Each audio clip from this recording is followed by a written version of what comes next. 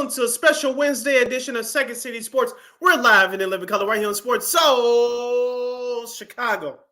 Along with Miss Lakina McGee, which is she. I am Cindy Brownhead. That's me. You can follow yours truly on the Twitter, X, and the IG at CK80. Once again, that's CK80. That's SIDKID80. That's SIDKID80. You find Akita McGee on the Twitter, X, Akita's going to be in the IG. Make sure you download that Sports Zone Chicago app wherever you get your apps. Make sure you follow Sports Zone Chicago on all social media platforms on Facebook, Twitter, X, Instagram, and YouTube. Please subscribe to our podcast. It's at War Media Podcast, WARR Media, PODCASTS.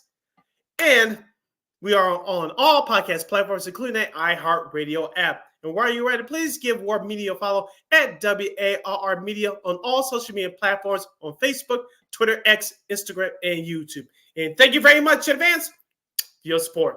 Like, share, subscribe, and tell your friends. We are unapologetically fun, and we have very definite opinions. If you have any definite opinions in the topic in the world of sports, during our 2-hour extravaganza, we call it a Sports Talk Radio Show. You can always find us at Sports Zone Chicago's Facebook page or at Sports Zone Chicago on YouTube. Type in those questions or comments in the comments section. Lakina will get them up on the screen for you. But if you decide to troll and don't do something silly, dumb, or stupid, I'm giving Lakina full powers to give you fools the bill and beer boot.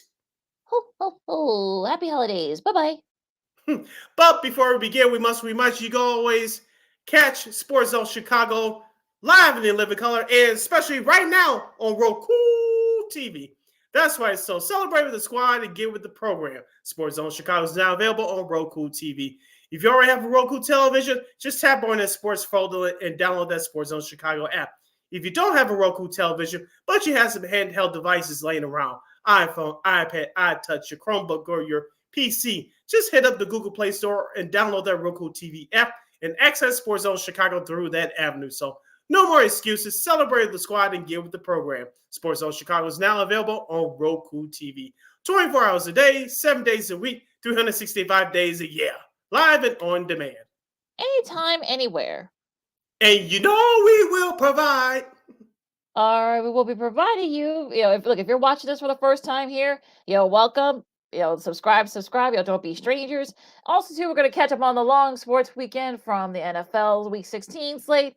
Then, of course, you've got, college hoops and also bowl season full swing. The Bulls, no problem for the Bulls, as even though they lose a tough one to Cleveland, they do get a big win against Atlanta and a lot more. But first, that ball inside to his defenders. Off the play fake. Fields airing it deep. Komet is open. He's got it inside the 10. First and goal, Chicago. Fields. Play fake. Fakes it twice. In trouble. Chase throws. Caught. Touchdown. The ageless wonder, Mercedes Lewis, with 6. Touchdown of the year. Well, watch Mercedes Lewis. He's going to block for a second and then get out. Justin Fields with the ghost fake, and as soon as he feels pressure, again, on. More in motion on first down. Connor the carry and wrapped up in the backfield. Penetration from DeMarcus Walker. Motion. And Murray steps up. Pressure coming. Down he goes. Kyler Murray sacked by Kyler Gordon. What a game the second-year former Washington Husky has had for the Bears. 3rd and 5. Herbert, a burst up the middle. That's a first down and more. How effective have the Bears been on the ground today? Because I'm so jealous I couldn't do it. 3rd down and 10. Cardinals rush 4. They've got a spy out there for Fields. Fields is going to run the opposite direction of the spy. He pumps. He's got the first down and more. Ice stepping down the sidelines and slides safely home across the 15.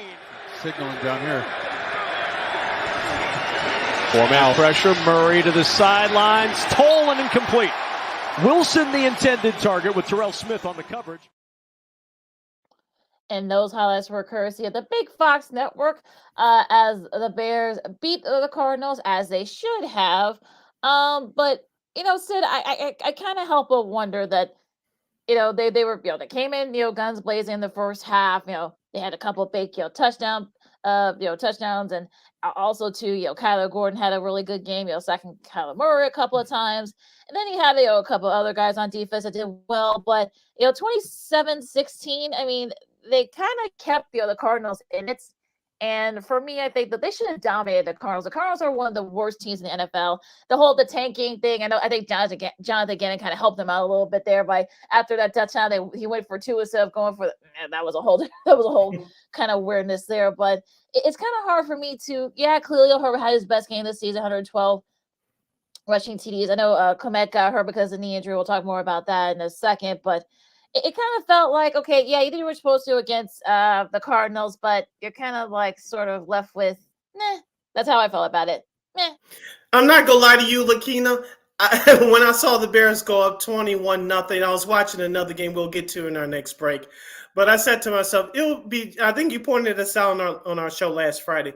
It'll be so much Chicago Bears like to blow that lead. They've done it 3 times already this season.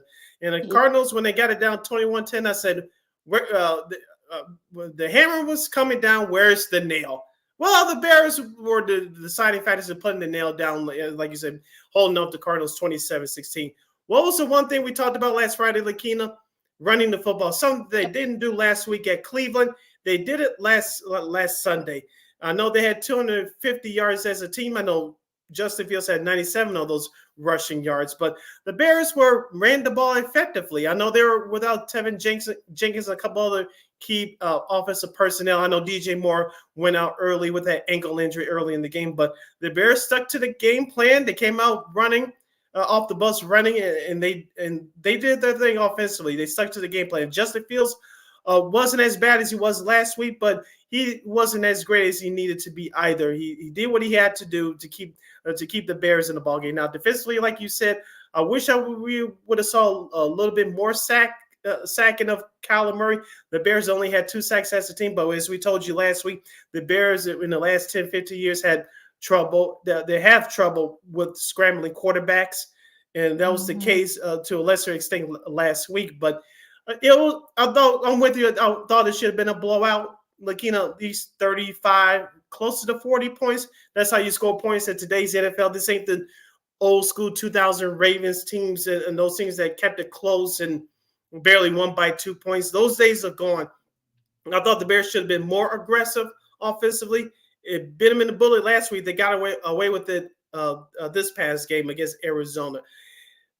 You take the win for what it is, but Lakina, as I told somebody this away from this yesterday, and they was talking about, I wish the Bears would have lost because of the draft pick. I can give less of a damn about the draft pick. We have all season to talk about that. But as far as the morale of this team trying to finish this season strong, this was important for those guys yesterday.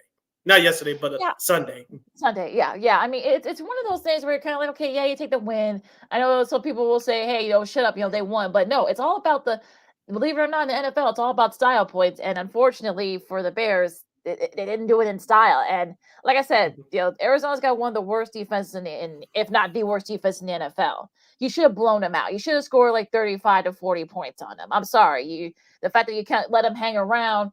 Look, you didn't get away with it against Cleveland. You couldn't do that. If this wasn't Arizona, they would not have gotten away with this. But the fact that this is Arizona and they're tanking themselves, I think, you know what?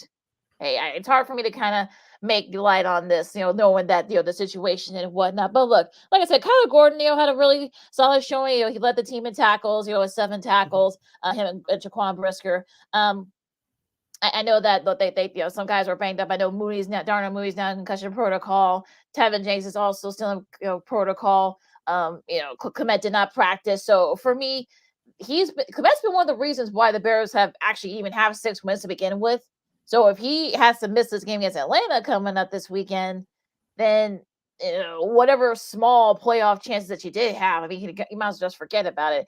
And I think, look, overall, it's hard to kind of make any, like mini proclamations because they did only play Arizona. I mean, like Justin Fields, he had an interception. Yeah, you still got to count that against him. He only threw for 170 yards.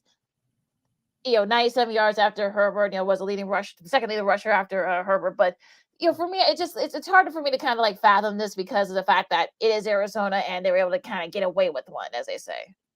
You're listening to Second City Sports on Sports Zone Chicago. We're live in living color on a special Wednesday edition. Sid Lakina hanging out here with you, discussing the Bears' 27-16 victory over the Arizona Cardinals last Sunday at the Lakefront to improve their record to 7-9 on this season. 9-7-9. We had those records growing up watching those bad Bears teams, Lakina, those 79, especially under the Dave Weinstein administration. But that's a whole nother issue. Now, the elephant in the room before we close out, before the bottom of the hour break, Matt Eberflus, Lakina, does he come back? Does he not come back? There's only 2 games remaining. The last game of the regular season at Soldier Field coming up this Sunday against Atlanta. And, of course, the following week on the road at Green Bay. I said this, and I'll say it again. With the second half of the season, if this coaching staff has 3 wins or more, he's coming back. If he doesn't, the team had less than 3 wins, he's definitely gone. Does this automatically, let's just say for a conversation's sake, they beat Atlanta coming up this Sunday, but they lose to Green Bay. Does Matt Eberflus come back, or will we see a coaching staff shake up altogether? Yeah, I think if you had to decide right now. Yeah, I mean, look, they've already got 6 wins. They've already doubled their total from last season. I mean, if they win, one of these next 2, I mean, look, that Atlanta game is not easy now, especially after what they did on Sunday. And Green Bay, that could be for them, that could be they win in their own scenario. So I think for me, it's look, I mean, he's a heck of a defensive coordinator, head coach. Probably not. I mean, if he does get fired, I mean. Look, I'm sure there's going to be a lot of teams that are going to be, vie for his service as a DC. So, for me, I think we'll have time to talk about this, on the other side after the season's over with. But I think, look, if they win one of these next 2, if they win the Atlanta game, this week, I think he's in. I think he's still coming back regardless. It'll be interesting to see how both Pace and Kevin Warren feels about it because, if the rumors are true that he wants more of a say in that football matters. So, yeah, it's really going to depend on what their mindset is. We just don't know yet. You listen to Second City Sports on Sports Zone Chicago, the special Wednesday edition. Sid Lakina here, hanging out here with you. Lakina, we got to discuss the MVP situation. Was it settled on Monday Night Football, or do we still have a debate on our hands? And there were a couple of upsets over the long weekend that we also had to review. And the playoff picture has suddenly become crowded in the AFC. That and a whole lot more as you're listening to a special edition of Second City Sports on Sports Zone Chicago. Don't move a muscle. This year, my mom got me the perfect bag for back to school. These colorful binders help me stay organized. These headphones are just what I need for studying. These new sneakers are just what I need for the new year. This jacket is a real must-have. My parents got me the skateboard I wanted. It's pretty cool. These scissors really come in handy in art class. These colored pencils, too. These new socks, they can be a real lifesaver.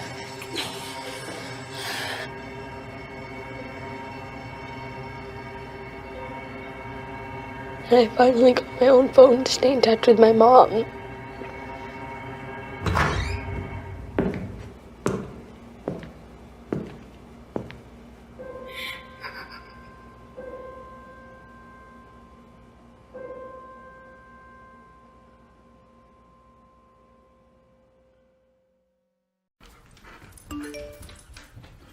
Trisha's having a sleepover tonight. Can I go?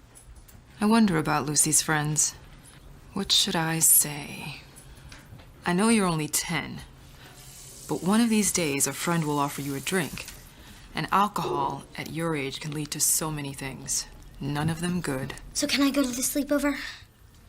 Lucy, I want you to promise me I something. finished my homework. Bigger promise. If there's any drinking, I want you to say, "No thanks, not my thing." Mom. I promise you, your real friends won't care. Deal? Sure. Really? I promise, Mom. They really do hear you. Did you pack your toothbrush? For tips on how to start the talk, visit underagedrinking.samhsa.gov. A public service message from the Substance Abuse and Mental Health Services Administration.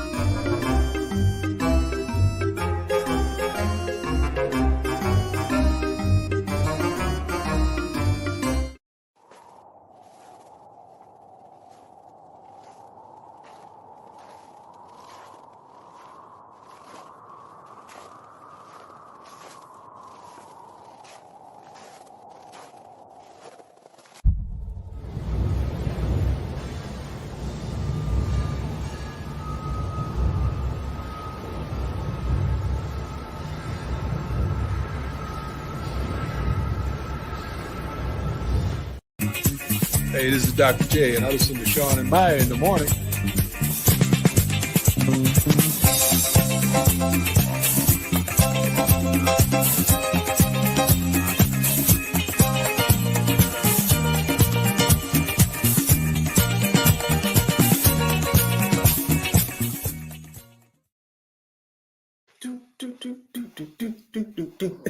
Welcome back to Second City Sports on a special Wednesday edition. We're live in 11 color right here on Sports Zone Chicago, along with Mr. Keena McGee, which is she. I am Sidney Brownhead. That's me. You can follow yours truly on the Twitter, X, and the IG at SidKid80.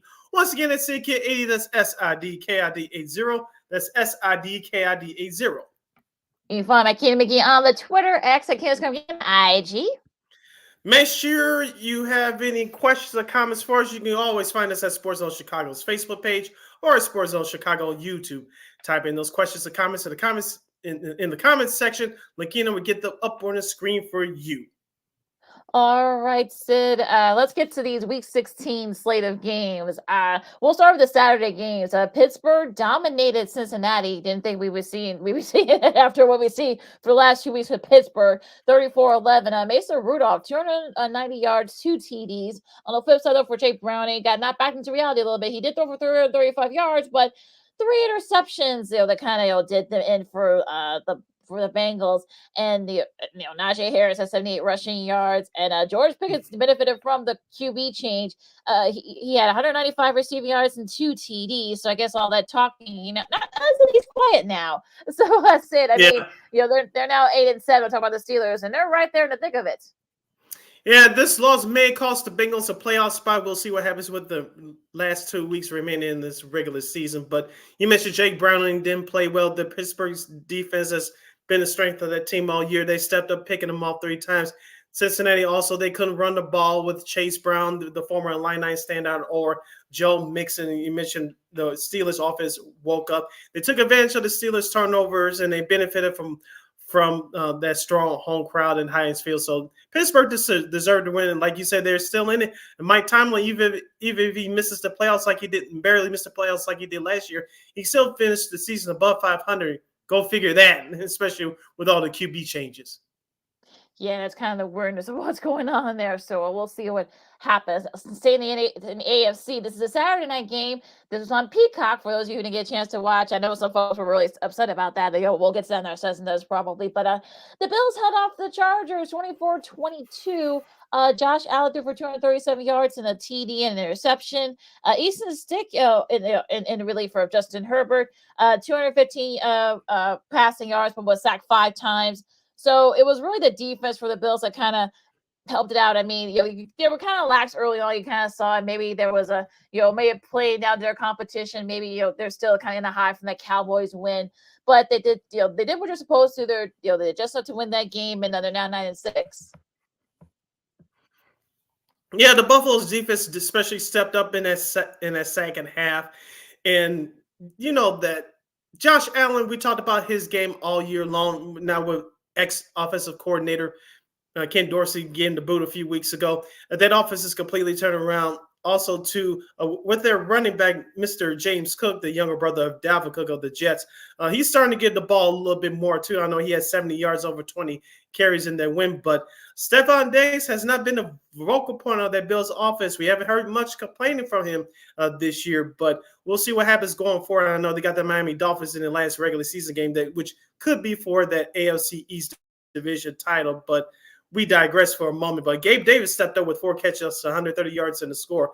You're starting to see the Bills offense, the other guys on the offense step up. We'll see if that formula continues in these next 2 weeks.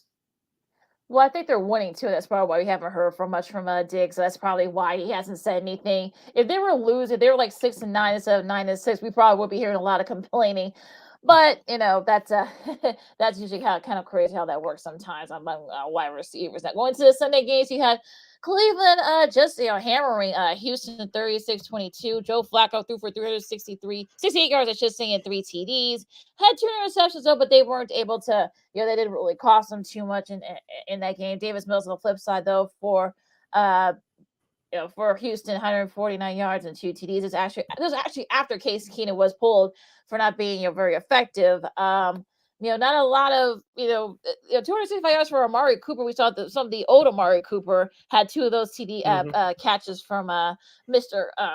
Flacco. And it's interesting stat from the Browns. They're the first NFL team to win at least 10 games in a season with 4 different QBs with each earning at least 1 win since the QBs starts first being tracked all the way back in 1950. So nice history there for Kevin Stefanski, and I think he's making the case for Coach of the Year.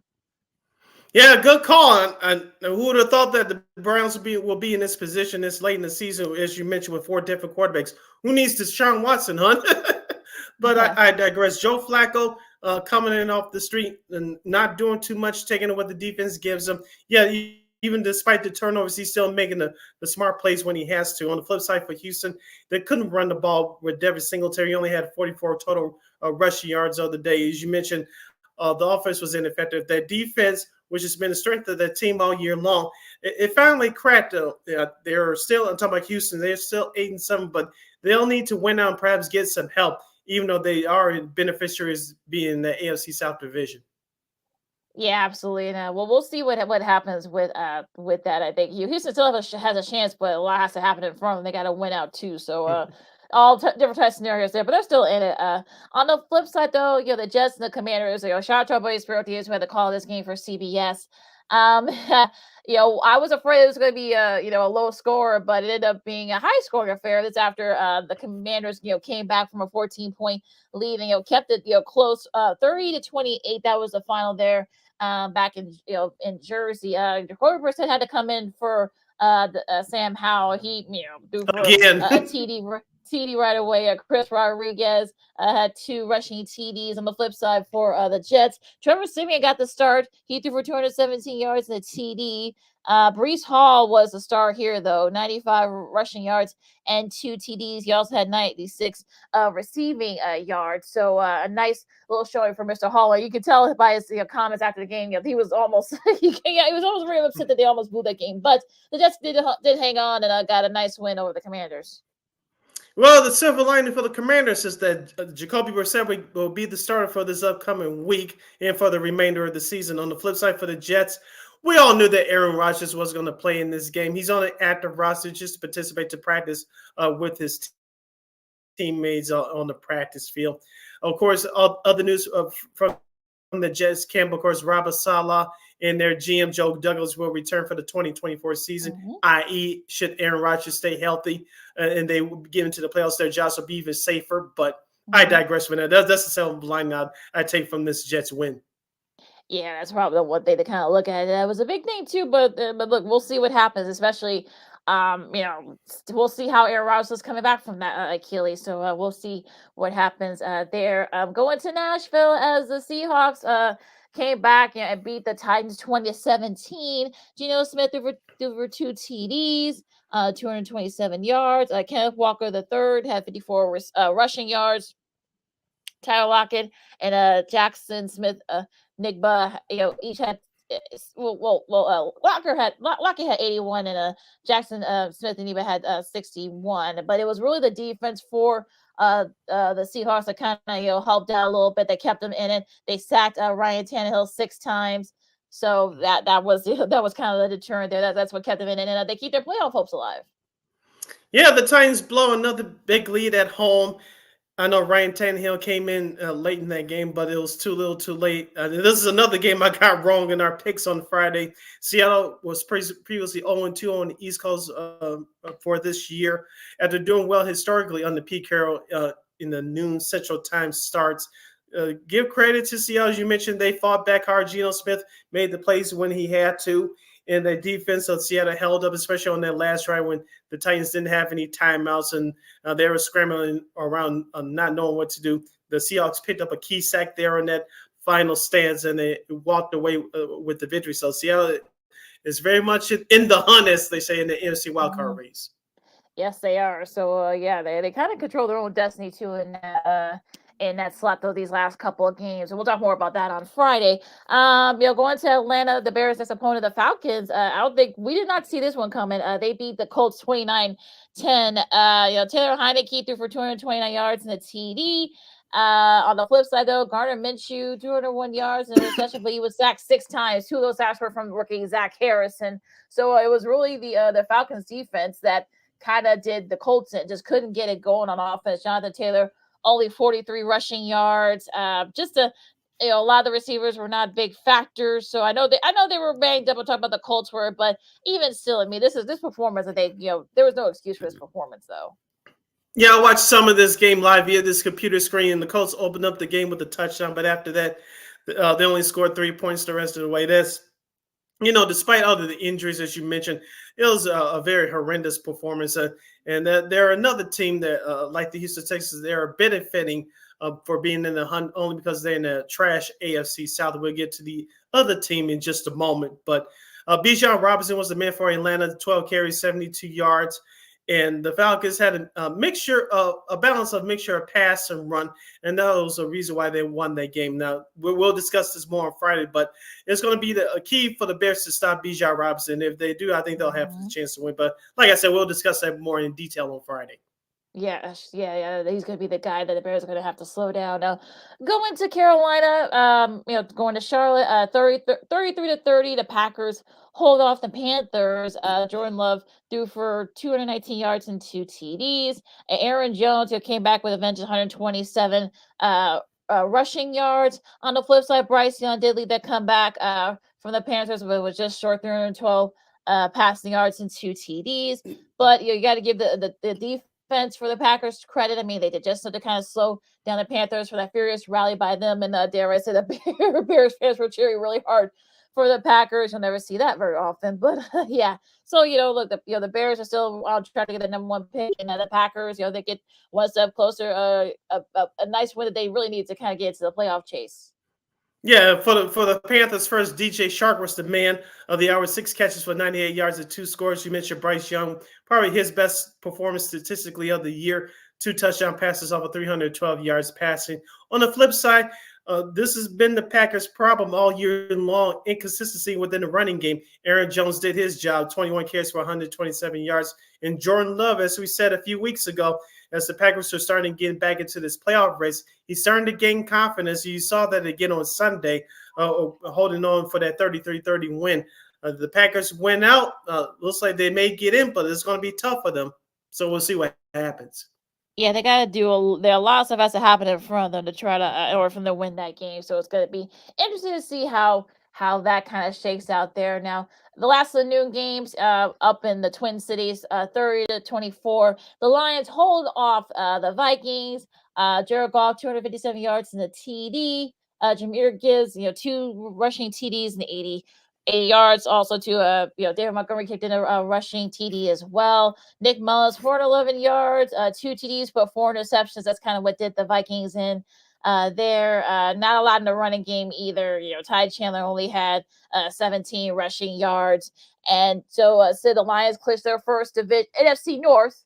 Let's remember that they have not clinched this. It became NFC North. Remember the last division that they won was in the old NFC Central. That was all the way back in 1993. Oh, the North division. Yeah, that we called that too back in the day. That was all the way back in 1993. So, yeah, but look, if you hear Golf's comments and some of the other guys, this is just the beginning. They got more that they want to. They want to try to get that 2 seed or 3. Get that 2 seed at the very least. So, 11-4 for the Lions. They're back on track. Yeah, congratulations to the Lions for grabbing the NFC North division title. I know many pundits predicted them to win this division because we didn't know what the rest of the teams in the division were going to hold. We're going to hold in which place. But the Lions did what they did all year long. They ran the ball well with Montgomery and Jameer Gibbs. Their defense did take a slight step back, but they made the plays when they had to. Nick Mullins, on the flip side for the Vikings, he didn't play bad at all, 411 yards passing and 2 touchdowns. But it was those 4 interceptions that he threw that was the key in which the Lions had to hold on for a victory. I know Justin Jefferson for the Vikings, 6 catches, 141 yards and a touchdown. The Vikings on light support as they try to stay in that 100 with a 7-8 record.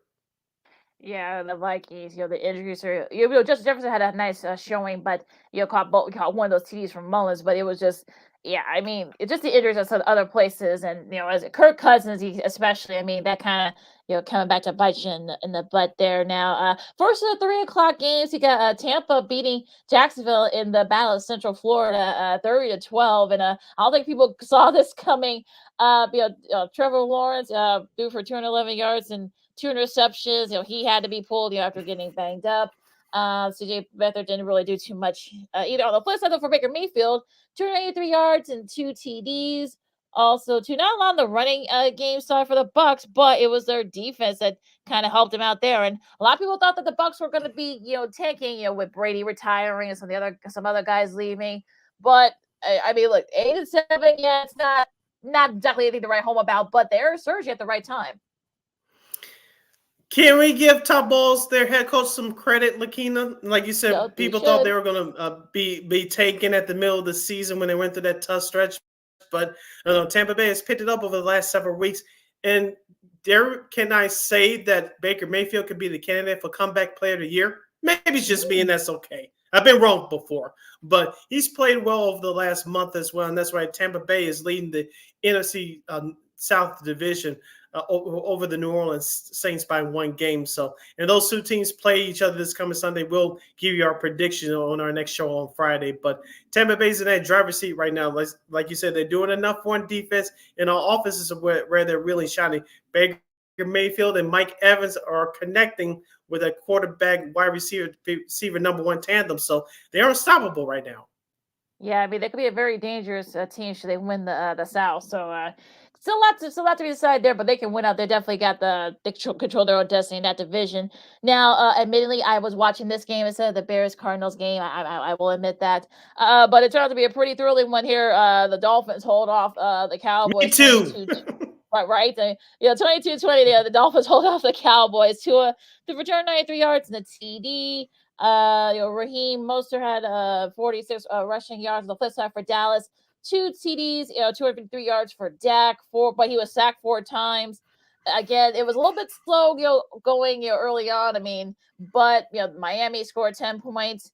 Dallas, came back and scored, in the fourth quarter. But Miami scored the game-winning field goal, and they just had to hold off the Cowboys, and just a really solid game by all around by the Dolphins. Again, not the prettiest game, but they did just enough to win it. So yeah, it's a really good game. It's just a big show between them and the Bills. The Dallas Cowboys first. They didn't run the ball effectively enough for my liking, Lakina, especially later in the game when he had the chance to really put it away. That I didn't like from head coach Mike McCarthy at all. Number 2, how did you blow that small lead in that fourth quarter? I know I admit I was napping at the end of that third quarter, beginning of that fourth quarter, but I was like, what the hell happened? The Dolphins were driving down and they scored the game-winning kick. Shout out to Jason Sanders as well. He had 4 kicks for over 50 plus yards. That guy has a strong leg, one of the best underrated kickers in the league, but I digress. But I hate to say it, Lakina, it was more about the Cowboys shooting themselves in the foot again. For Miami, I know Tyreek Hill returned, but he wasn't much of a factor. Raheem Mostert, who scored a receiving touchdown, he only had 11 carries for 46 yards the rest of the way. He didn't do well. So as much as the Dolphins did earn this win, the Dallas Cowboys shot themselves to the foot once again on the road. Yeah, definitely a mixture of both, I think. Dallas, had that lead. I actually turned away from wait a minute, how did that happen? How did Dolphins come back and win this game? But, watching the highlights, I mean, that was like you said, Dallas kind of made some mistakes. It was just not a good look for Mike McCarthy and Dak there. And just kind of like reinforces for folks that, hey, you can be some of the somewhat average and lesser teams, but you can't beat the top teams. You had your chance to do that, but you weren't able to do it. I know they beat Philadelphia, but we'll get to Philadelphia in a second here. But going back to the Sunday night game, the Patriots pretty much ended Denver's playoff hopes. 26-23 win for the Patriots. Bailey Zappi had 256 yards and 2 TDs. Russell Wilson, we'll talk a bit about him in a second. 238 passing yards and 2 TDs, but he was sacked 5 times. Behind a game-winning field goal here by excuse me, by Chad Reeland, who actually missed a field goal early on. But he was able to break a tie, and as time expired, and actually, I think there were like 3 seconds left. But yeah, basically ending the Broncos, I should say, playoff hopes. The only thing I'll comment on this game on Lakina, well, actually 2 comments. One, I did not watch the game, and number 2, did you see this on social media after the game-winning kick from New England? Brady Zapp and the rest of his teammates were jumping up and down. They were happy as happy can be, and then Bill Belichick was just standing there like the Grinch this whole Christmas. Well, yeah, that's pretty much. It's probably going to be the last couple of games we'll be seeing for him. I don't want to speculate, but there was a lot of speculation in Foxborough that this might be the last couple of games for Mr. Belichick. But that's a different story down the line. But yeah, if you're Denver, I mean, I don't know if our buddy Chris here, or our buddy Christine and Mac, his fiance, feels about this, but apparently Russell Wilson will sit out the rest of the season. That's waving the white flag. I'm just saying. Yeah, for preserve the financial flexibility, I guess they don't want to get hurt. But again, like you said, that's basically just waving the white flag. So, yeah, I mean, Denver had their chances they just couldn't get it going. Those sacks by by the defense for the Patriots just basically did the Broncos in, and they weren't able to look. There's their chance to gain some ground and with the crowded AFC playoff picture, but they couldn't do it. Yep, it's going to be a long off season for the Denver Broncos organization, so we'll see what happens with them. All right, Lakina, the 3 Christmas Day games from the National Football League will start off in Kansas City, where the Las Vegas Raiders upset the Kansas City Chiefs 20-14. Patrick Mahomes for the Chiefs, 235 yards passing, 1 touchdown and interception. For the Las Vegas Raiders, Zamir White in place of Josh Jacobs, 22 carries, 145 yards. And Rashee Rice for the Chiefs, 6 catches for 57 yards. Lakina, the Las Vegas Raiders set the tone early, especially in that first half. The Chiefs, they were running around with their heads cut off. They couldn't run the ball. I know Isaiah Pacheco went out with that concussion early in that third quarter. Give props to Las Vegas Raiders head coach Antonio Pierce. Mark Davis, their owner, should sign him to a contract extension now. Name him the permanent head coach. Yeah, I definitely. Yeah, you can tell the players, how they were celebrating with him after that win. You can tell the players love him. Like we said, when he first became the interim, I mean, they're more relaxed. They're playing more, a lot more encouragement. He's very supportive of his guys, so that's what you need. And look, Malcolm Kuntz had 3 sacks, 3 of those 5 sacks from 3 of those 4 sacks, to say, for the Raiders. The defense really came in and it came out to play for the Raiders. And look, I still think the Chiefs will win the AFC West, but I just think there's a lot going on. I know that people want to blame Taylor Swift, and that might be part of it, but the personnel and the play calling and the defense, you haven't been very good either. Again, O'Connor didn't really do too much. He only had 62 passing yards. But Zamir White, I mean, look, he made the most of his opportunity, 145 yards, which is a career high for him, and just a really solid performance by that Raiders, for that whole Raiders team. Yeah, the Raiders defense should get a whole lot more credit. They were disciplined. They played with passion. They played with structure, and they didn't commit too many penalties. Like I said, it was Kansas City. It was running around like chickens with their heads cut off. So they couldn't convert on third down. They couldn't run the ball. And Patrick Mahomes looked confused out there. So shout out, like you said, just shout out to the Raiders defense and the whole Raiders team overall. It was a much deserved victory. Yeah, Philadelphia going to the second game of that Christmas tripleheader. Philadelphia beats the Giants 33-25. Jalen Hurts only threw for 1 TD and an interception, but he threw for 301 yards. DeAndre Swift 92 rushing yards and a TD for them. AJ Brown had 80 receiving yards. Davante Smith has just right behind him with 79 and a TD catch. On the flip side for the Giants, looks like Tommy DeVito's come back to interesting that all the Illinois folks want to say he's Syracuse's Tommy DeVito now that he's had a couple of bad games. Tyler had to come in the relief, 133 yards for him and a TD and an interception. Saquon Barkley had 80 rushing yards. Darius Slayton had 90 receiving yards and a TD. But yeah, I mean the Eagles, look, they'll tell you that look, they're not back to where they want to be, but being your rival, I guess that helps a little bit. As we said before the season started, Lakina, that the Philadelphia was going to take a small step back because of what happened the year before going to the Super Bowl. Sometimes you can try to duplicate success of what you had the previous year when everything was quote unquote going your way, but everything's not going Philadelphia's way this year. And a couple of players that took about a half hour before they spoke to the media. There was some decision in some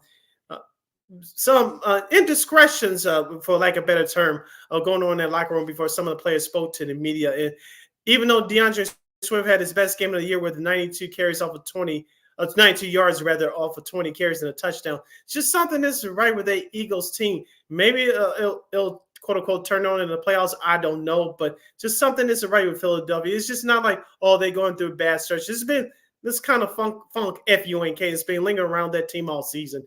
And like if they win the next 2 games, they'll have just one less victory than they did all of last year. But just something isn't right with that team. Yeah, definitely. And like I said, I mean, look, they'll be the first to tell you that they're not where they need to be, but I think like having, beating your rival, I mean, it's just what the doctor ordered. So, yeah, we'll see what happens there. Now, for the first time since this season, we don't get a chance to do this, but we can talk about the Monday night game. Yay! Yeah. On Christmas night, 33-19, the Ravens just dominated the 49ers. Lamar Jackson threw for 2 TDs, 252 yards. He's actually now 20-1 against the NFC team. So that could bode well down the line. We'll see about that. Brock Purdy had 4 interceptions. Sam Darnold had to come in and, he had a TD, but it really was kind of too little too late after that. Of course, Lamar Jackson also had the rushing 45 yards. Zay Flowers, 72 receiving yards and a TD. On the flip side, though, Kittle and Brandon Ayuk combined for almost 240 yards. But look, the Ravens, they're kind of showing you why they're one of the top teams in the league right now. And I think Troy Aikman said during the broadcast, and I think Joe Buck did too, that hey, look, Lamar Jackson should be right there in the running for MVP. And both those gentlemen are correct. We talked about this about a month ago, Lakina, when the 49ers went into Philadelphia and destroyed the Eagles. We said they were the best team in the NFL. You can take that title away from them right now. As we said before, we'll always say here again that the NFL is a week-to-week league. You don't know what's going to happen. This year, we can say that statement with definity, especially this season. But Baltimore jumped on them early. Brock Purdy was forcing the issue one too many times. That's why he got picked off 4 times. Mm-hmm. Lamar Jackson did what he does best, staying within the game plan, finding the right guys, running when he has to. And he's just a complete quarterback right now. As I told you on Friday, too, Lakina, going back to the 49ers, George Kittle needed to have a good game. He did with 7 catches for 126 yards. Christian McCaffrey had over 100 yards rushing and a touchdown. But that 49ers defense, Lakina, I'm not going to sit here and say that they're starting to crack, but I'll just say this. They got punched in the mouth by Baltimore. Hopefully these next 2 weeks they'll gather themselves because they're in a dogfight now with Philadelphia for that number 1 overall seed. So we'll see how fast they can turn it around. I don't want to throw the baby out with the bathwater with the 49ers in that 49ers defense just yet, but we'll see what happens in the next 2 weeks. But they just got punched in the mouth like they did Philadelphia over a month ago on the road. Yeah, just an amazing performance by that Ravens. I did not. We all picked the 49ers, so yeah. But I don't think it'll be a much better game. That's what I was disappointed in. Yeah, I mean, like I said, the Ravens kind of dominated, from like the second quarter on after a little bit of a slow start there. It was like 5-3. It was like the Giants beating the Orioles. But they kicked it up a notch, and the Ravens did what they're supposed to do. They punched, like you said, they punched them in the mouth, and the 49ers didn't have an answer for them. So now Baltimore has the best record in the league at 12-3. They're right there in the driver's seat for the number 1 seed in the AFC, and yeah, it'll be interesting to see what happens there. Now, Sid, real quick, we're up against it, but studs and duds, go. George Pickens of the Pittsburgh Steelers. My second stud will be, in a surprise, Aaron Jones of the Green Bay Packers. And my third stud will be Cole Kmet of the Chicago Bears. 4 catches, 107 yards as the Bears hold off the Arizona Cardinals. Yeah, I'm hoping that that knee injury isn't too serious. They can at least try to play, but he didn't practice, so that could be a concern, going into Sunday. The defense is going to be my theme here for my studs. Kyle Hamilton, the cornerback for the Ravens, I know he got banged up with a knee injury, but it's not too serious, so that's good news there for Baltimore. Ed Oliver had a couple of big sacks, especially late in that game where the Chargers had a shot to perhaps win it, but there was a big sack by him, kind of helping there. And like I said, Zach Harrison from the Raiders, 2 big sacks of Mahomes, and just kind of kept that going there for the Raiders. And they won't make the playoffs. Obviously, I know they had a couple of bad losses, but I think Antonio Pierce should definitely get a shot at that job for real.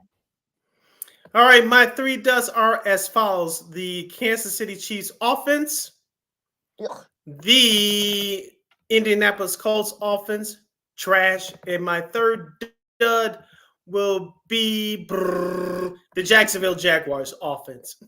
Oh, well, like I said, I'll just do in general whole team. Cincinnati, what happened? What happened? Jake Brown actually, I guess make Jake Brown in there with those 3 interceptions, but I digress.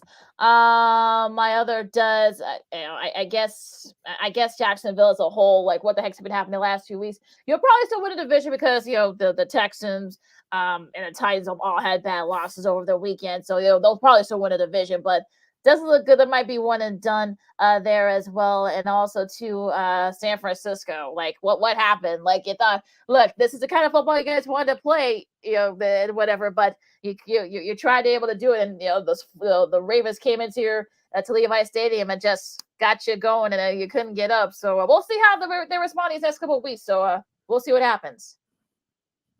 And our Week 17 NFL picks will come up in our next episode. Will be this upcoming Friday. All right, hour number 1 in the books. Hour number 2 straight ahead as you listen to the Wednesday edition of Second City Sports on Sports Zone Chicago. The Bulls had a mixed weekend during the Christmas holiday. They lose to Cleveland last Saturday, but they pick up a big victory last night at home against the Atlanta Hawks. We'll discuss the NBA Day Christmas games. Were they good? Were they great? Or were they trash? And we'll get into which teams are trending up, which teams are trending down, and we'll get into a whole lot more other sports news and nuggets as well. I'm Sid. That's Lakita. You are listening to Sports Zone Chicago. No, I don't know, though. I'm scared. I mean, you're so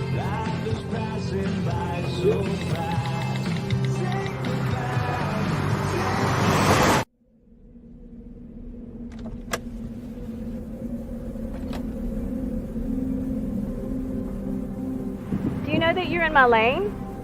No, not at all. Are you not paying attention? Are you texting? I was just checking in with my mom. I was telling her that I thought we'd be home by 6. It's okay. There's enough time. Just pay attention. I'm not even halfway through my text. There's no way. I'm not even going to look up. My babies are in the car. You have to pay attention. It's just supposed to be a quick text. I'm so sorry.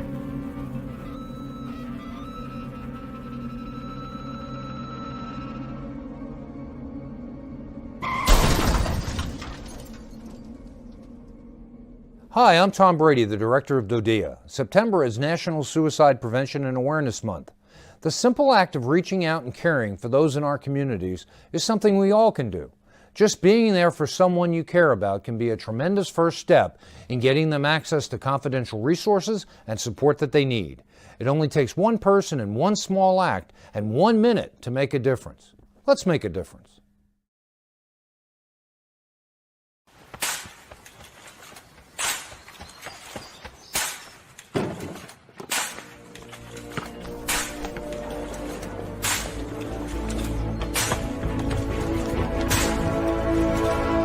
Move it!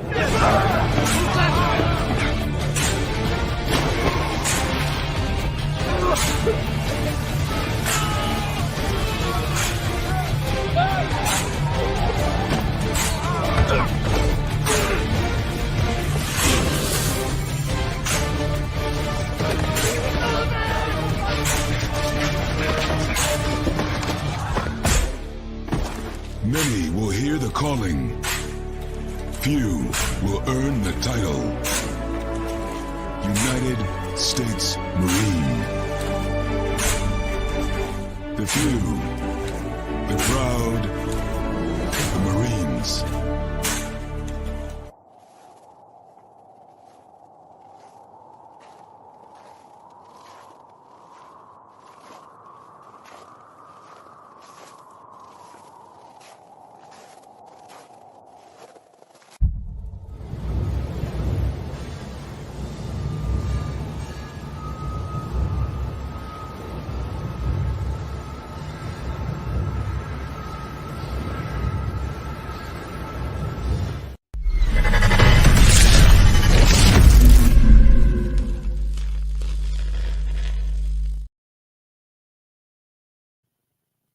Welcome back to hour number 2 of this special Wednesday edition of Second City Sports. We're live in living color right here on Sports Zone Chicago, along with Mr. Keaton McGee, which is she. I am Cindy Brown. Hey, that's me. You can follow yours truly on the Twitter, X, and the IG at SidKid80. Once again, it's SidKid80. That's SIDKID80. That's SIDKID80. You can follow my Keaton McGee on the Twitter, X. I can't go again, IG. We have less than 55 minutes left for this extravaganza we call a Sports Talk Radio Show. So you have any questions or comments, you can always find us at Sports Zone Chicago's Facebook page or at Sports Zone Chicago on YouTube. Type in those questions or comments in the comments section. McKenna will get them up on the screen for you. And just a daily reminder, you can catch us not now, but right now, 24 hours a day, 7 days a week, 365 days a year, live and on demand on Roku TV. All right, Sid, let's go to the NBA. We got some games to go through here real quick. Bulls, a mixed bag, of course. We'll talk about the Atlanta game in a second last night, but I want to go back to that Saturday game against the Cavs. Of course, the Cavs shorthanded. They've had various players injured. I know that Donovan Mitchell's is banged up right now, and a couple other guys as well. But Jared Allen had 19 points and 17 boards. That was a really what did him in there. Also, Max Strus had a career high 26 points. I guess a Max Strus revenge game, if you will, for the Cavs there. The Bulls did have all their guys in double figures at the start, but 13 for P. Will, but Alex Cruz had 10 points, but it was where their 3-point shooting that kind of did them. The 3-point shooting kind of did them in there. Only 8 for 35 from 3-point range. That kind of what killed them there. And I guess that's why a tough loss for them in there. But on the flip side, yesterday for Atlanta, the Atlanta game, and Vooch is going to be out for about a week or two with that groin injury that he suffered, but we get the Andre Drummond experience.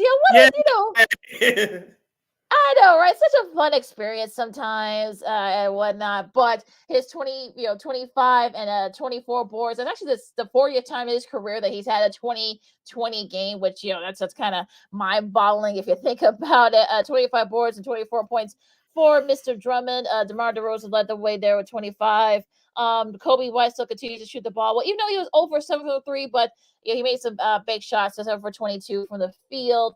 Caruso had 11 points for the Bulls there, and 19 for Mr. Ayo Dosunmu. So kind of a setback there with that loss against the Cavs, but they ended up being Atlanta. So they kind of kept Trae Young at bay. He only had 21 points. So but go for the Bulls though. Still.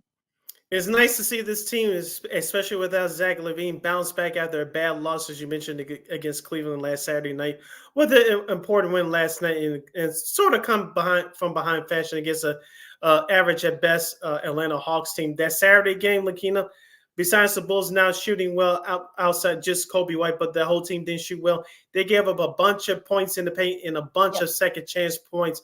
Of course, Cleveland was out there top 4 guys. Like I said, Matt Strus really showed down in front of his family and friends in his hometown. But last night, as you mentioned, the Bulls played much better. They played with a better sense of urgency. Even when Atlanta made their runs, the Bulls were able to respond immediately. The Bulls had 23 assists as a team. Kobe White has struggled his last 2-3 games shooting from the three-point line ever since his streak of 3-point field goals, 3 made or more, were snapped early last week. But the one thing I did like about Kobe White, he's attacking the basket When your shot's not falling, how do you score, Lakina? You drive to the basket and draw fouls and be aggressive. And Kobe White kept on the attack last night. That's what I liked. Also, too, you mentioned Andre Drummond for the first time in 2 years, a 20-20 game, 20 points and 20 rebounds in his first start of the season. Yes, Vooch brings a versatility, especially on the offense in that center position. But you like the dirty work that Andre Drummond provides. We talked about it all year long. He provides that spark off the bench, but with the extended minutes, he's been a star, especially early in his career with the Detroit Pistons. He brought that to the table last night. He really kept the Bulls afloat and actually helped them win that game. DeMar DeRozan, he doesn't have to do too much because everybody else is stepping up to fill the void that Zach LaVine would provide. So this team, as we talked about before, Lakina, they're playing as a team. As I think I mentioned last Friday on the show, Billy Donovan, for lack of a better term, I think he's actually enjoying coaching ever since Zach LaVine's been out. You don't have to deal with all that extra foolishness. He could direct the plays and direct the offense and put the players that he sees fit best.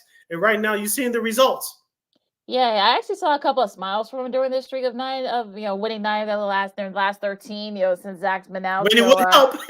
Yeah, I mean, that probably would help. You probably would be in a better mood too, since you don't have to deal with all that. But yeah, I mean, look, the Bulls got a little bit of a tough schedule coming up. But look, they did what you're supposed to against. Yeah, there was some wins that a couple losses you probably could think, but you know what?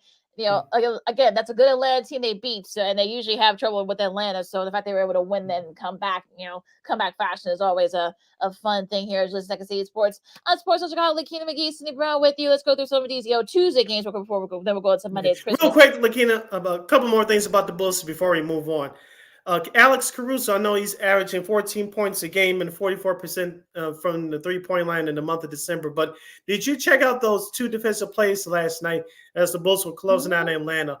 He drew a charge on the first possession, and then the next possession he stole the ball. I know the Bulls eventually did put the game away, but we talk about his defense, which he's known for, but those 2 plays I thought were key for the Bulls to wrap up that victory last night against Atlanta. I know he's been doing well offensively, trying to fill in the void for Zach, but his defense really shined once again.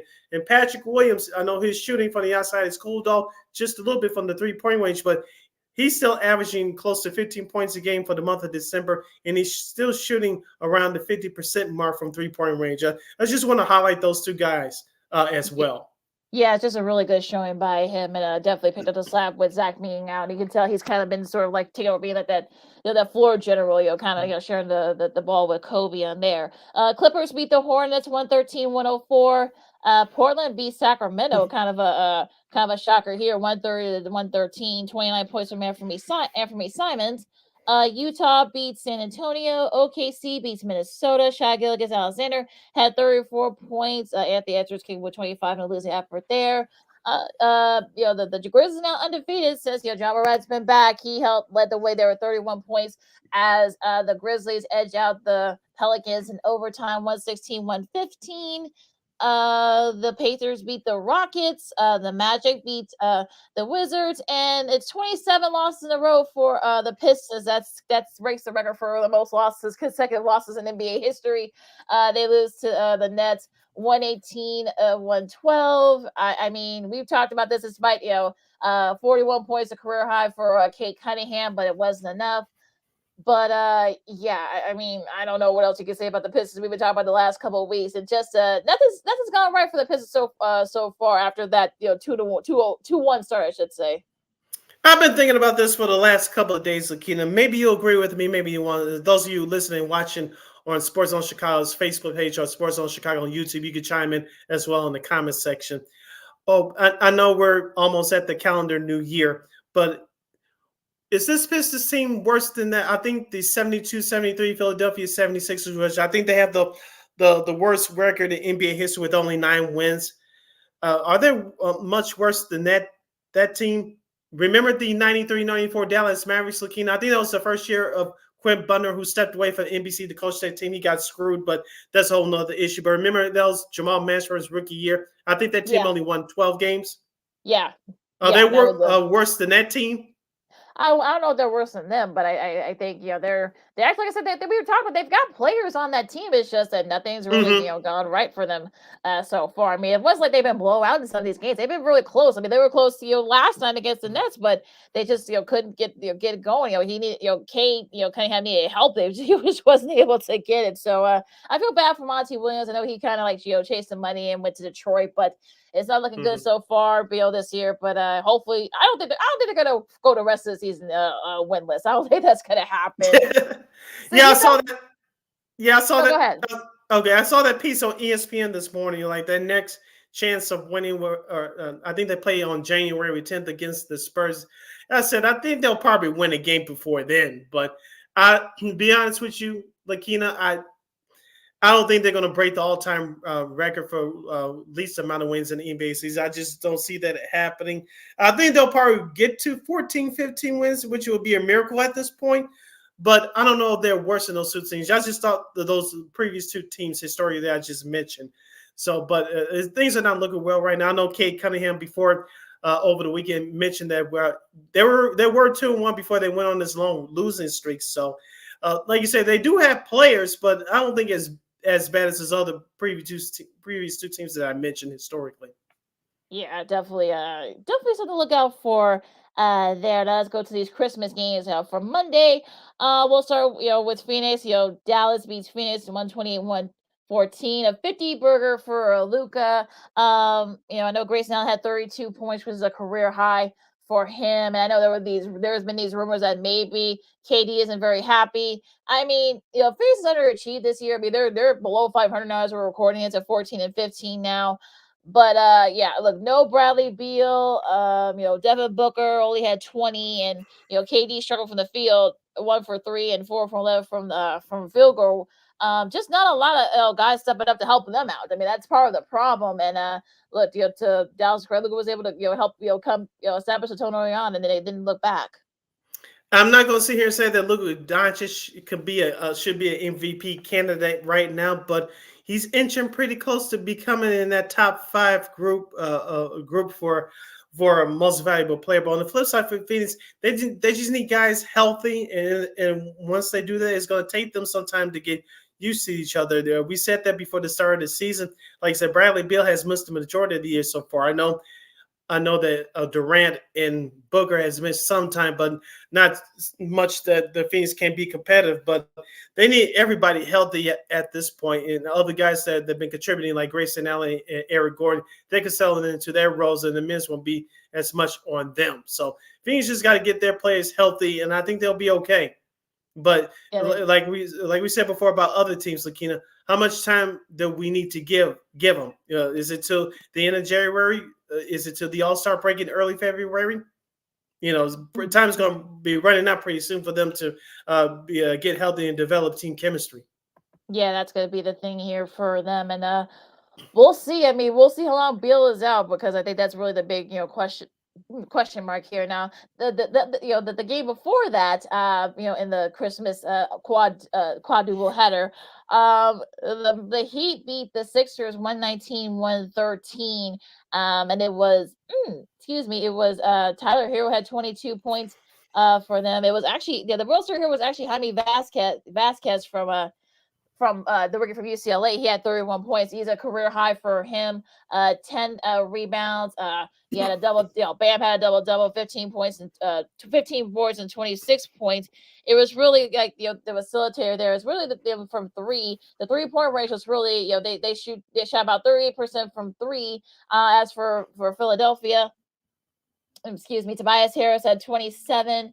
I know Embiid didn't play for load management, so that's probably why he didn't play that game on Monday. I know some folks were not very happy about that, but that was one of the reasons why I know Tyrese Maxey had 12 points. Not a lot of help from some of the other guys with Embiid taking that game off. No Embiid, no Butler, no eyeballs for yours truly. So I did not tune into that game at all. But I will say this about Jaime Vasquez Jr. I was high on him in the NBA draft, and he fits what the Heat team wants to do. We talked about it a couple weeks ago, Lakina. He made some big shots against the Bulls in that second game down there in Miami in that back-to-back situation against Chicago about a couple of weeks ago.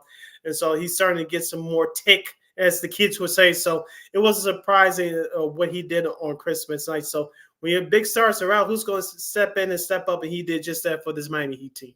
Yeah, that's definitely a big showing for him, and a nice to pull a little bit of show. I know his family was there too, so yeah, that was a really nice show for his family. And it looked really good doing that, kicking it with no Jimmy on the lineup either. The Lakers lose to the Celtics 126-115. Jason Tatum had 25 for the Celtics. Also too was Kristaps Porzingis that kicked in with 28 and 11 boards. All 5 stars were in double figures for Boston. So yeah, the Derek White also had 18 points as well. But yeah, we've talked about the Celtics and their lack of depth. That's really going to be an issue. They're 23-6, which they really didn't need it, but they're definitely going to have to make a couple of big trades and want to shore up that bench. On the flip side for the Lakers, 40 points for Mr. Anthony Davis, only 16 points for LeBron. I know Prince had 17 points for them, and not a lot. Jared Vanderbilt, where were you, dude? Where only 6 points. Cam Reddish only 5 points, so that really was kind of did them in for the Lakers. But yeah, nice show though by the Celtics though. I'll say this right now. I'm sure I'll say this a few more times before the season is over when the situation warrants it. But the Boston Celtics are the best team in the NBA right now. You saw that last Saturday with their win over the Clippers. You saw it on Christmas Day against the Lakers. The Lakers were chasing their tails throughout the whole game.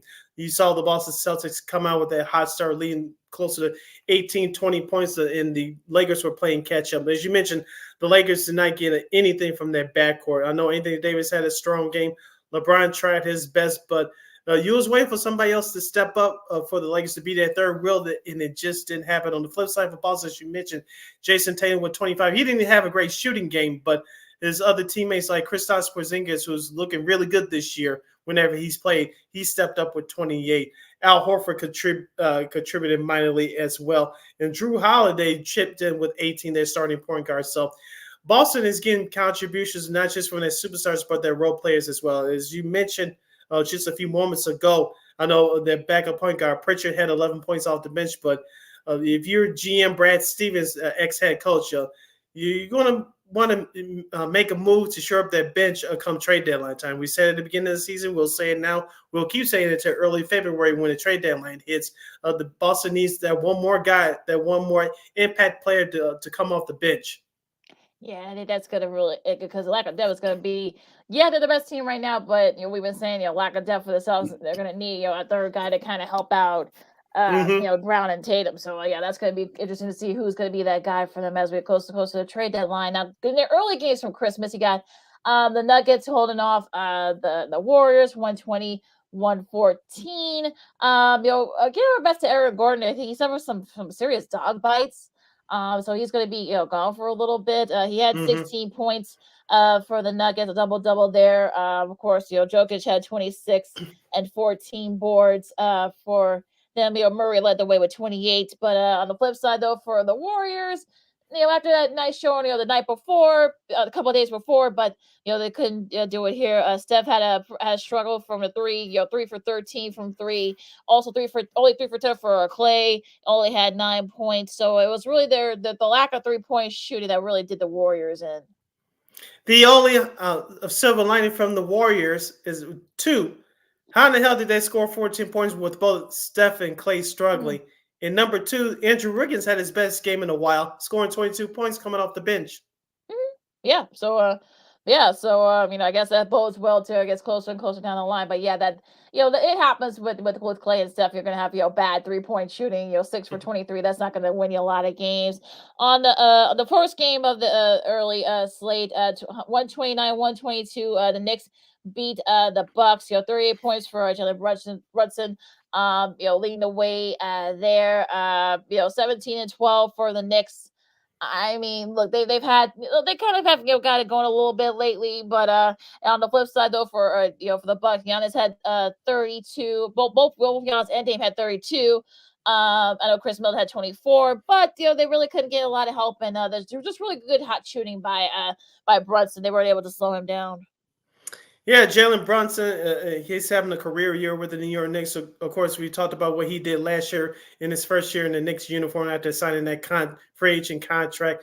Julius Randle's going to have to pick it up again. Hartenstein, their starting center, he was in foul trouble in their first game on Saturday, which really set the Knicks back. But the Knicks got back on track with all-around scoring.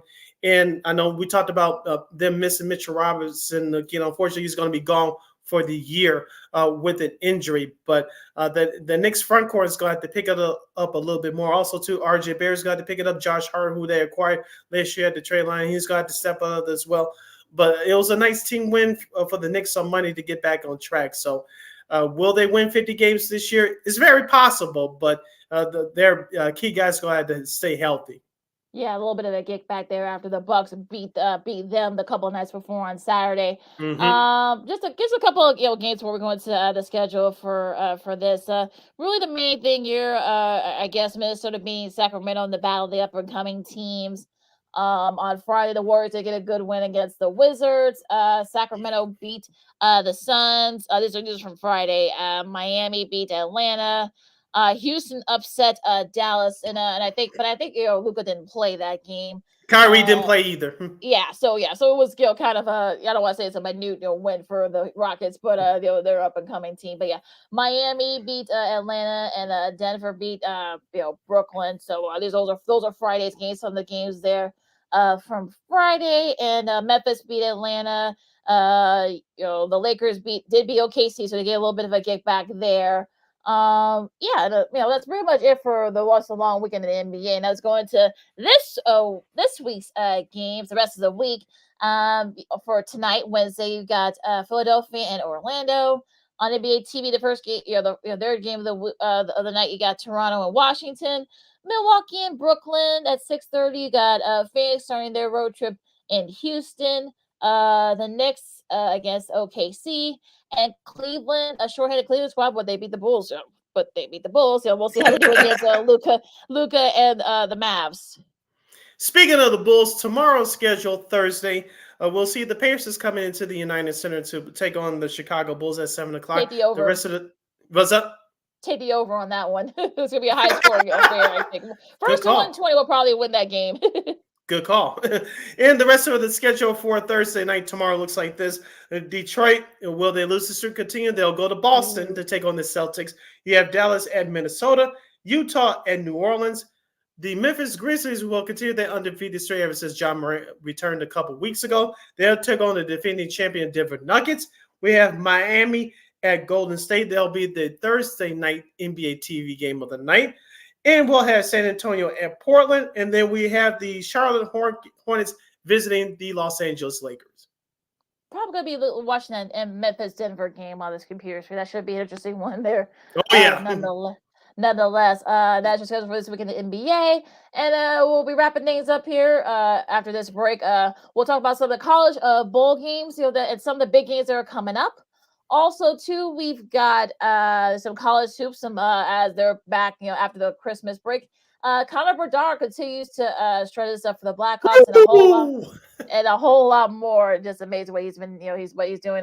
This is Second City Sports on Sports Chicago with Lakeem McGee, Cindy Brown. Hodgepodge coming up right after this. This year, my mom got me the perfect bag for back to school. These colorful binders help me stay organized. These headphones are just what I need for studying. These new sneakers are just what I need for the new year. This jacket is a real must-have. My parents got me the skateboard I wanted. It's pretty cool. These scissors really come in handy in art class. These colored pencils, too. These new socks, they can be a real lifesaver.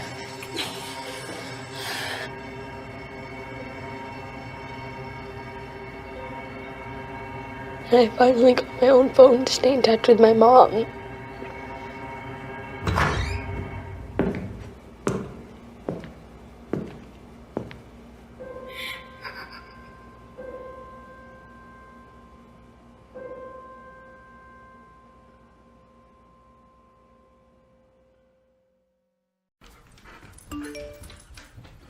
Trisha's having a sleepover tonight. Can I go?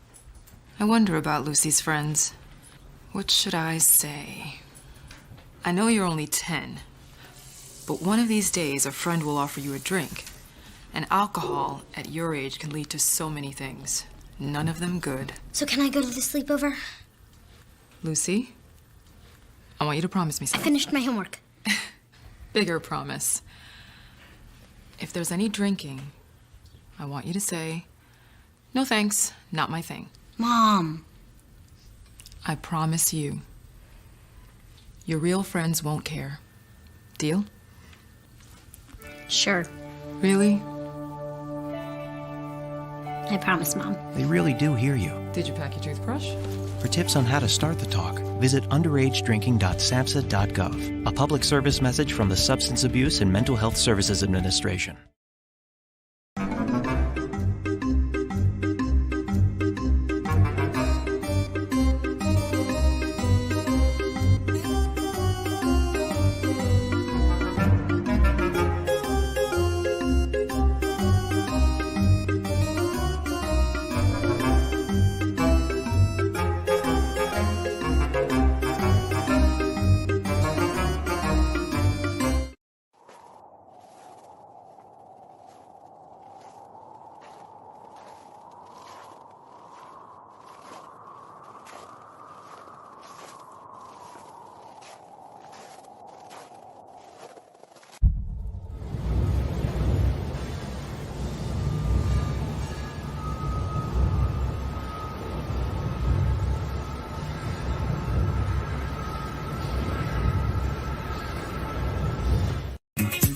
Hey, this is Dr. J, and I listen to Sean and Maya in the morning.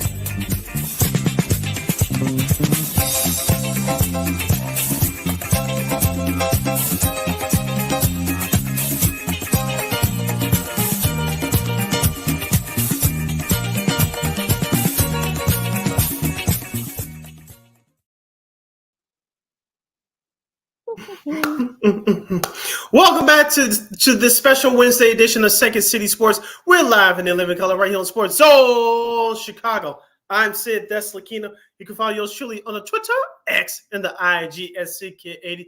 Once again, it's SidKid80. That's SIDKID80. That's SIDKID80. You can follow me at Candy McKee on the Twitter, X. I can't score again, IG.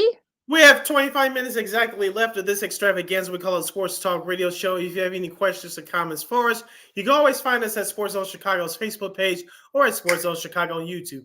Type in those questions or comments in the comments section. Makina will get them up on the screen for you. Yes, I will. And let's do this real quick because we gotta do this kind of like, hodgepodge. But bowl season is in full swing, and we'll just go through some of the games here from this past weekend. Duke beat Troy in the Birmingham Bowl. In the Camellia Bowl, you had Northern Illinois with a nice win to finish up their season, 21-19. Holding up Arkansas State. Nice finishing up win for them. Georgia State beats Utah State in the Idaho Potato Bowl. I'm not going to make these names up, folks. Yeah, I'm not making these names up, I promise. 59-10, South Alabama over Eastern Michigan. Northwestern beat Utah 14-7 the Las Vegas Bowl. So a nice job by David Braum and that program. This is their 5th straight bowl win. I'm talking about for Northwestern. Mm-hmm. I could still give him the side eye though. Like I said, I can commend him and still give him the side at the same time. I'll commend him for what he's done, but I'm still going to side eye them. They're more than side eye this off season, but we digress. Exactly. Coastal Carolina beat San Jose State in Hawaii Bowl. After day after Christmas, from yesterday. Nice finish for PJ Fleck. Minnesota, they hold off Bowling Green and in the Quick Lane Bowl. In the Serve Pro Respondent Bowl, Texas State hammers Rice. And the Guarantee Rate Bowl, the G-Rate Bowl, you got in a very exciting one here. Kansas holds off UNLV in that bowl game. Jason Bean had 449 yards and 4 TDs for Kansas, and a nice win for Lance Leopold and a nice finish for that program. All right, here's the bowl schedule for today. Right now in the first quarter, in the Military Bowl, we have Tulane leading Virginia Tech, I should say, by the score of 7-3. Coming up later at 4:30 in the Duke's Mayo Bowl. I'm not making this up, folks. It's West Virginia versus North Carolina. Drake May and crew. Drake May, of course, one of the top quarterbacks projected to be selected in this upcoming 2024 NFL Draft. You can watch him if you're a psychotic Bears fan. At 7 o'clock on Fox tonight, we have number 15 Louisville taking on USC in the DirecTV Holiday Bowl. No Caleb Williams for this one, so he's getting ready for the NFL Draft. Great decision, young man. Look out for yourself because no one else will. And at 8 o'clock on ESPN and ESPN Plus, we had the Texas Bowl. It's Texas A&M versus number 20 Oklahoma State. Yeah, that should be a fun one there. And the USC Louisville game, I think, will be interesting too. With no Caleb Williams, it's going to be interesting to see how USC looks and what their mindset is. Also, same thing with Louisville, although they have bigger aspirations as well. That should be an interesting bowl game. Now, tomorrow you got the Wasabi Fenway Bowl. This will be in Boston. No, I'm not making this up. Boston, kind of a whole field for them. They will face SMU. Rutgers in Miami in the Bad Boy Moore's Pinstripe Bowl. I swear, I'm not making these up, folks. And here, like one of my favorite bowl games with a cool trophy, the Pop-Tarts Bowl. You got NC State against Kansas State on ESPN at 4:45. The Alamo Bowl should be a good one here. You got Arizona, Oklahoma. I'm looking forward to that one. I'm going to be tuning into that one too. That'll be on ESPN at 8:15. That sounds like an offensive shootout to me. Yeah, I'm talking about the Oklahoma Arizona game. Yeah, so I remember Dylan Gabriel, left, so we'll be interested to see what's going to be how the students are going to look. But yeah, it could be first to four. Arizona with one of their best seasons of the year, so yeah, this should be a fun one. This is probably going to be one of the bowl games of the bowl season before we get to the New Year's Six ones. Yeah, you mentioned we'll get to the New Year's Six ones and more in depth on Friday's show.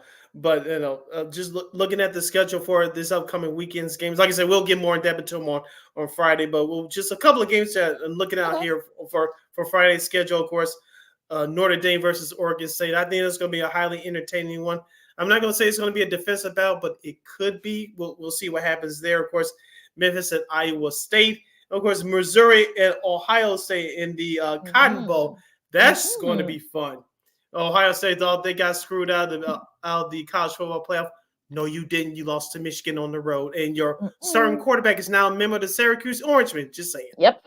Yeah, that's it. Yeah, we should see what their mindset's going to be. I know Mizzou, I think Mizzou kind of felt. I'm not gonna say they were screwed out of it, but I think they, the fact that they should have went to a New Year's Six. But I'm sure we'll see how they look. In the Cotton Bowl. That should be a fun one on ESPN. The Clemson, Kentucky, we'll see if Clemson can finish off strong. They kind of play a little bit of spoiler there. And of course, Saturday, again, we'll talk more into it, but yeah, the Peach Bowl should be a good one. Ole Miss and Penn State. Auburn and Maryland and the Music City Bowl. Georgia and Florida State. Now we're going to the New Year's Six Bowls. Real in depth, in the Orange Bowl, and of course, Toledo and Wyoming in the Arizona Bowl, the Barstool Sports Arizona Bowl. Like I said, I swear, I'm not making these names up, folks. I swear. I'm not making up these names. The Pop-Tarts, no, they're all real bowl games. I promise you. Anything to make money. Exactly. Yeah, like I said, we'll get more in depth into some of these games, on Friday. But let's switch over to the hardwood side, the college hardwood side. And like I said, no, not a lot of games, this week, over the Christmas break. This is gonna be today. Today's really gonna be Chicago State. They face California Baptist at 9 o'clock on ESPN Plus as they start their conference. Their conference showing there. Virginia hosts Morgan State. That'll be on the ACC network. Thursdays when everyone kind of gets back into it. Oklahoma, they host Central Arkansas. As all these teams are pretty much finishing up. Oregon and as they host USC. Oregon, they haven't been playing very well. Not a good start for them going into the season. USC, they've had a couple of bad losses, but yeah, we'll see how they look at 8 o'clock on ESPN2. UCLA and Oregon State is going to be on the Pac-12 network if you still got that. This most like West Coast games. Although Bradley does host Truman State, to finish up their non-conference scheduling too.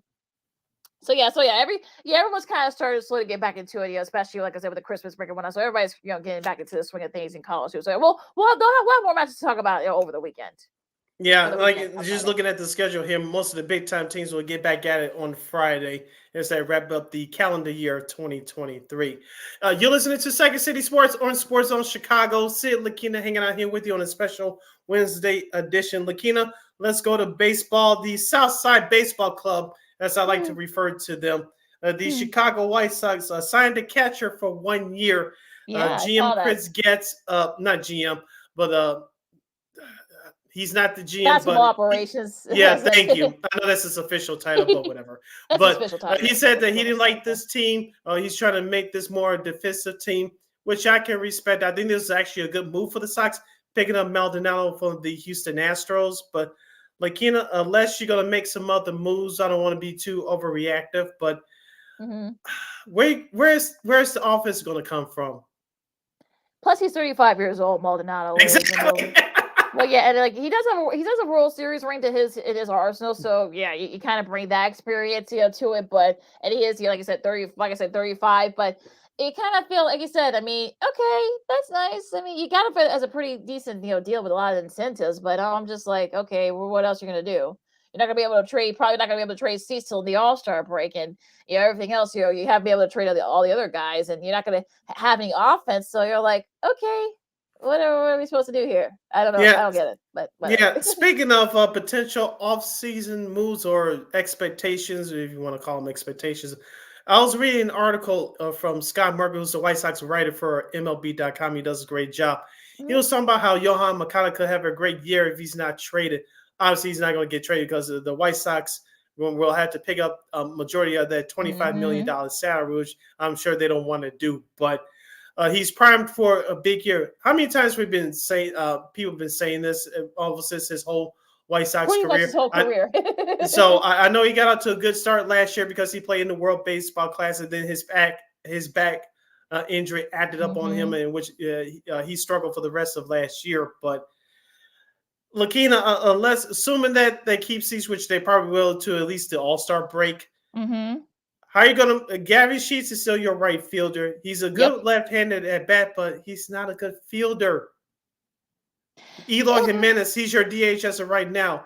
Are you trying to make a move for him? Yeah. I don't know what's going on, Lakina. I mean, it's interesting to see what gets his mindset's going to be. I mean, look, there were all these rumors that Cease was going to get traded during the winter meetings. That didn't happen. Now there are other rumors that he's still going to get traded. That we're still waiting on that. So it'll be interesting to see how the team starts. The team starts, has a pretty decent start. They're at 500. I really can't see him, training him, at least not yet. But if, as expected, this team takes another step back next year, I'm kind of like, okay, well, what is the plan here? What do you want to tear it down and start over? Do you want to, perhaps maybe get some prospects? I mean, I don't does Chris Getz even know what to do? So for me, I kind of feel like, we're kind of stuck in neutral now. But as far as Makata is concerned, he could be one of the hot guys to get traded. I know that some people say they should keep him and try to build around him, but his injury history isn't, very good. So I'm kind of like, I don't know, but that back injury kind of did him in last year, but I don't know. I mean, I honestly don't know what gets his mindset is. I wish I could get into his brain, but I don't know. I mean, it's good. Like I said, the White Sox, for White Sox fans, for you and Christine, you're the two of my good friends who are White Sox fans, and of course, for you others too, Herb Moore is another friend of the show. We gotta get him back on soon. But yeah, I'm just like, what are we doing here? What are we doing here? What are we doing, as they say? Yes, our good friend Josh Nelson from SoxMachine.com always says, hope is not a strategy. But the White Sox organization keeps telling you that we're in the AL Central, so we still have a chance. Didn't you learn from 2022, damn it? I'm just saying. It's it is, you would think you would digress. And look, again, no Cody Bellinger, signing just yet. So it'll be interesting to see what the Cubs do. I know, I guess they're playing. I guess Scott Boras is he and her play kind of a game of chicken. But look, it's almost January. It's after Christmas, so you wonder. Like, I'm sure after the first year, we're probably going to see more and more guys signing. I'm sure we'll get Bellinger signing. He's not going to get $200 million. I mean, the Yankees aren't going to give it to him. They just traded for Soto. That's not going to happen. The other Dodgers could probably, perhaps may bring him back, but that's not going to happen either. They got money tied up, so I don't know if they got enough any more money for to spend. I know Toronto, their name's been floating around as well, but I kind of feel like at this point, I know Joe Horace got something up his sleeve. I don't know what it is, but I wish I knew. But I'm sure he's got something kind of like up his mindset, because we got some Cubs fans. Our Cubs fans are not very happy with him at the moment. Yeah, I was going to ask you, Lakina, and other Cubs fans that are listening and watching us on Sports Zone Chicago's Facebook page or Sports Zone Chicago on YouTube, Are you worried if you're a Cubs fan right now? As Lakina said, we're past Christmas Day. Around this time next week, we'll already be into a couple of days into the new calendar year of 2024. Are you worried as a Cubs fan? Are you worried that Cody Bellinger may not come back? As Lakina said, it's still a couple of teams out there buying for his services, i.e. Toronto, after swinging and missing on Ohtani, no pun intended. But are you worried about that Cody Bellinger won't get signed? And let's not forget, Lakina, the Cubs still had to shore up the back end of their rotation. They still need a strong starter. You still have Justice Steele, Jameson Taillon looked good in the second half, but you still need to show up the back end of their bullpen. I think Albert Alzolay is still your closer until further notice. I know he got injured toward the end of last year, and that's one of the reasons why the Cubs didn't make the playoffs. But you still got to shore up the back end of that starting rotation, and you got to shore up the middle relief of that bullpen, which was a major struggle for them all of last year. That's really going to be the thing here. And, I mean, like I said, I'm sure after the first of the year, we'll probably see, guys, sign, at various places. I think the market's being set up with Ohtani and the $700 million, no one's going to get even half that. So you got to, prioritize what their mindset is. But yeah, we just see like I said, I mean, they may offer Bellinger, a lot of incentives. So like, hey, you reach, and then maybe an opt-out clause, maybe a 5-year deal with like opt-out clause after like the third or the fourth year. But they've got money to spend. So after, Stroman decided not to pick up his option. So I'm still optimistic, but yeah, it'll be interesting to see what the Cubs and other teams do as we get closer to spring training. We still got about 7 more weeks left till spring training. So I'm sure by after the first year, we'll probably be seeing guys sign in different places. You're listening to Second City Sports on Sports Zone Chicago on a special Wednesday edition. I'm Sid, that's Lakina. This is Sports Zone Chicago. We're live and in living color. We are a couple of headlines, Lakina, and I want to get your thoughts, and we'll talk about it since we still have a little bit of time remaining. The Raiders and Chiefs, even with Taylor Swift being shown on camera a few times, it drew the best. CBS draws in the NFL draws the best Christmas rating since 1989. That Raiders Chiefs contest. Well, yeah, a pretty solid showing there. I mean, look, you got the Raiders was a historic franchise. Of course, you got the Chiefs, 2-time, one of the last 4 Super Bowls. I mean, yeah, of course you're gonna get, maybe some of it was Taylor Swift, but they only showed it like I think once or twice. So it was like one of those days where you're like, oh, how many times are gonna show Taylor Swift? I mean, they only showed it like like once or twice now. But I do want to talk about the Monday Nighter. A little over 27 million saw the Ravens 49ers game. Of course, that ended up being a blowout after the second quarter, but still, nonetheless, you got two teams that have been very successful in recent years. You've got stars on both ends of the spectra. So for me, I think, look, the Rays. I don't know about the NBA's Rays, but the Rays for the NFL kind of, let's say, I'm sure they dwarf the NBA's rating. So for me, I think this is going to be interesting to see if this is going to be a thing for the NFL. Do they do this regularly about having a Christmas Day game? I don't know, but yeah, I think this is one of the reasons why the NFL is king. Yeah, also too, Lakina, excuse me, over the last couple of years, Christmas Day, Christmas Eve, Christmas Day has fallen on the weekend, so they have benefited from that front. I think I don't have it in front of me. I'll look it up real quick, but I think Christmas Day next year in 2024 is on a Wednesday. I'll check it out here in a minute. But like you said, it's becoming practice over the last several years for the NFL to compete with the NBA on Christmas Day. Next year, Christmas Day will be on Wednesday. If you're the NFL, you really want to stick a Christmas Day game on Wednesday? Because historically they don't play on Wednesdays. Right. So yeah. we'll see what happens there. But if that becomes a habit, yeah, I can see them doing that. Just so that it's bad enough that that TNT had to give up their Thursday night games for this up until after January because of the NFL. So and of course I'm sure the Bills Chargers game rated pretty well streaming alone on Peacock. And like I said, I know that some people were not very happy that the game was streamed. I guess a lot of the bars don't have Peacock on their televisions, but this is gonna be the way of the future, folks. I mean, you're gonna be seeing at least one game a year. We're seeing maybe the new NBA deal. We've talked about ad nauseum for months now that we may be seeing games on Peacock and on Amazon perhaps, and or even Paramount Plus to some extent. So yeah, I kind of feel like, but then you see, ads, things are going up too. I think it's ad free. Amazon's like $2 in addition to the Prime subscription. So maybe cutting the cord maybe isn't a good idea for some people. But I don't know. I digress. Here's the thing, Lakina, and I think one NFL wild card game, I think it's on Peacock again this year. It is okay. Yep. Yeah, just like last year. So hopefully, I don't think we'll get to a point where a conference championship or the Super Bowl will be exclusively on streaming. Thank goodness. I don't think it'll ever get to that point. But as you mentioned with the NBA, with the new rights deal due at the end of next season, will they have a playoff game? Not a series, but I think a playoff game exclusively on streaming. I would not be surprised if that happened. No, I wouldn't. Same thing with baseball. I mean, we're seeing it with baseball too. And we'll be surprised if we see a baseball playoff field series game on streaming and NHL too. I mean, we saw what they're doing with putting some of their games on Hulu Live TV. So it's because of college basketball in the NBA. That's why. Yeah.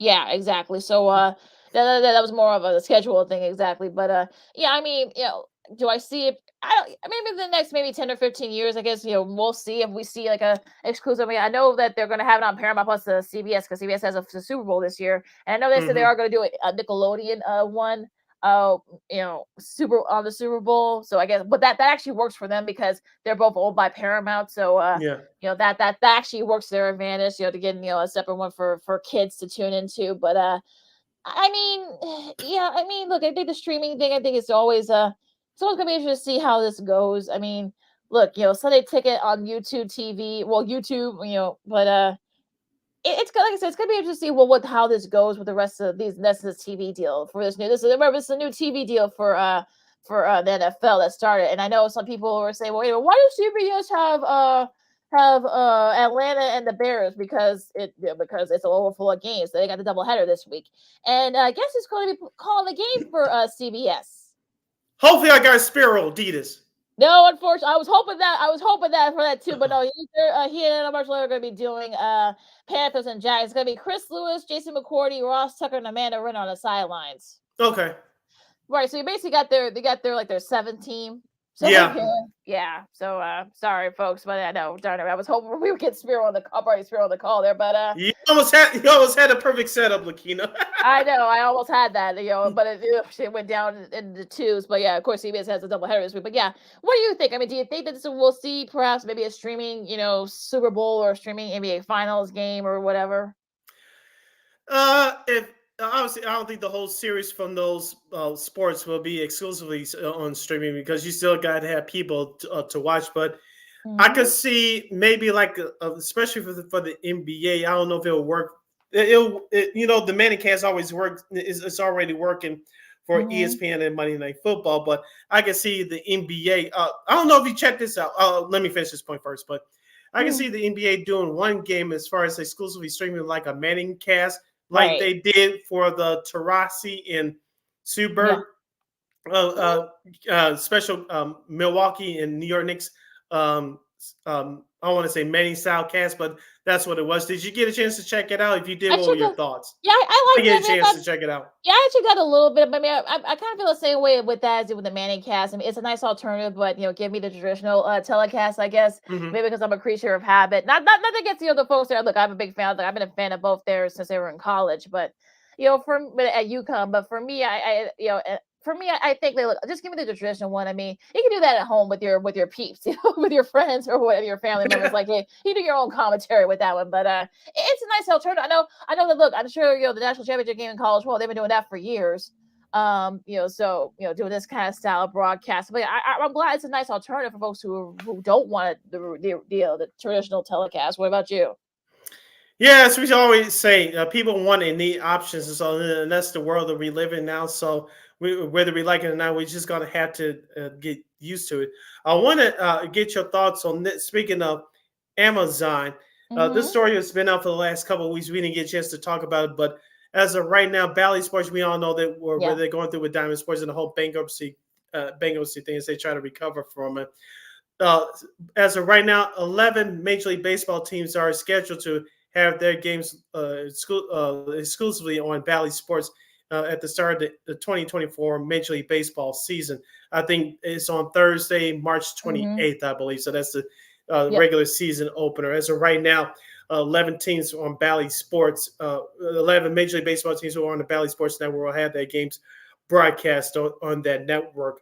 I wanted to ask you, Lakina, there's been speculation that Amazon Prime may come to save them should should Bally Sports go or arrive for this upcoming year. Remember last year, the San Diego Padres and Bally Sports could not come to agreement, so they had their games produced by MLB. Same with the Arizona Diamondbacks. They left Bally Sports Arizona, and they have their games produced by MLB. Will we see the same scenario for this upcoming year, or is it just too early to tell, or something else that could be worked out? I think there's something else could be worked out. I mean, I think it's a little bit too early to say it. I mean, just the thought of having, I don't know. I saw the 11 teams in question. I can't imagine some of their fans are going to want to go to Amazon Prime to stream their games. I mean, I don't. It's bad enough that some people got to watch it on Peacock, streaming on Peacock and other places. So I can't really see Amazon. I mean, unless you put a deal in there where like, okay, they can be produced by MLB TV, and then it could be shown on their linear broadcasts. I was glad that our teams don't have that kind of trouble just yet. I know they have their own issues. We'll see what the Bulls, the Blackhawks, and the White Sox do after next season. But yeah, it's gonna be interesting to see how this goes. I know that sports regional networks are kind of falling by the wayside, but at the same time, there are people still going to watch the traditional way. You listen to Second City Sports at a special Wednesday edition on Sports Zone Chicago. We're live in the living color. Sid Lakina here with you. We still have a few more minutes left, Lakina. One documentary I did get a chance to check out during the holiday break was the Minister of Defense, the Reggie White story, the ESPN 30 for 30. It was narrated by his son, Jeremy. I thought it was very good telling the story of his father. Of course, he was Hall of Fame defensive end from his time at the USFL through the Philadelphia Eagles and Green Bay Packers.